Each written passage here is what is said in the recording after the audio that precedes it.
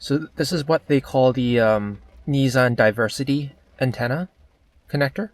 This is a 2-pin connector slot, and the FM extender that I got here, so that we can get North American frequency, is only 1 pin. So this wouldn't work. So what I did was I went online and I found a place to buy the adapter. So this is what we're going to be installing today with the FM extender. So this one is a female 2-pin, and this one will go into the original male 2-pin. And then this one would go into our extender. Alright, so our next step is to attach these two positive and negative wires to our harness. So what we're going to use is this splicer. So you just attach this splicer to your existing cable, and once that's attached, you can use the male end right here and attach one of these included connectors onto the splicer.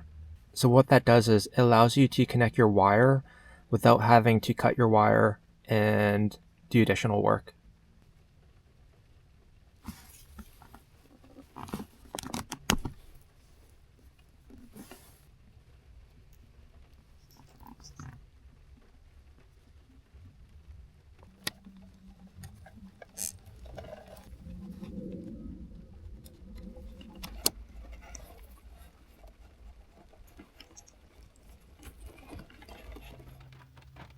Alright, so the installation is done, and with regards to the instructions, it says that if your radio station is X, you want minus 14. So let's say, for instance, your radio station is 94.5.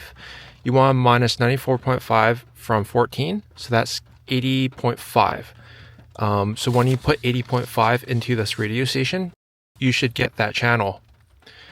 And one thing to note is that there is a limit to receiving the frequency that you have in your country. So for instance, with this FM extender, I can only get up to 104 megahertz. Anything above 104 megahertz, I won't be able to get on this radio station. So I got this FM extender on Amazon, and I will link this onto this video in the description down below. $100 off an eligible set of winter tires. Inventory is limited. Get yours before they're all gone. Get to the Nissan Black Friday event. Alright guys, well that wraps up the video.